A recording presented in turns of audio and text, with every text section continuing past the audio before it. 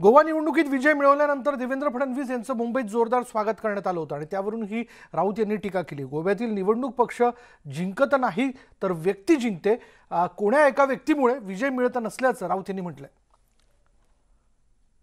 आमचे मित्र देवेंद्र फडणवीस हे गोव्याच्या विजयाचे शिल्पकार आहेत म्हणून त्यांचं भारतीय जनता पक्षाच्या कार्यालयात फार मोठं स्वागत झालं, ढोल वाजवले, त्यानंतर लेझिम वगैरे खेळताना आम्ही पाहिलं। विधान भवनात देवेंद्रजींचं मोठं स्वागत झालं आणि आम्हाला बघून तो आनंद वाटला की महाराष्ट्राचा नेता गोवा जिंकून आला। पण गोवा कोणाला जिंकता येत नाही। गोव्याचं राजकारण जे आहे फार विचित्र आहे। गोव्यामध्ये कधी पक्ष जिंकत नाही, गोव्यामध्ये फक्त व्यक्ती जिंकते आणि त्यातल्या काही व्यक्ती एकत्र येऊन सरकार बनवतात।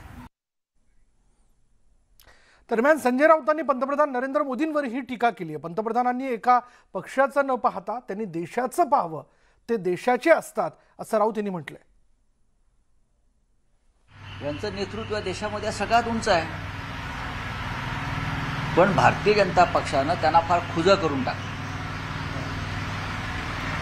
ते फक्त आमचेच पंतप्रधान आहेत, आमच्याच पक्षाचे आहेत, त्या पक्षातल्या एका गटाचे आहेत, अशा प्रकारचं वातावरण त्यांच्याच पक्षाच्या लोकांनी निर्माण केलं आणि करतायत। प्रधानमंत्री देशाचं नेतृत्व करतात, एका पक्षाचं करत नाही। दुर्दैवानं प्रधानमंत्र्यांची गेल्या काही काळातली भाषणं जर पाहिली तर प्रधानमंत्र्यांनी सुद्धा या चक्रातून बाहेर पडलं पाहिजे आणि त्यांनी स्वतःला बजावलं पाहिजे की मी देशाचा नेता आहे।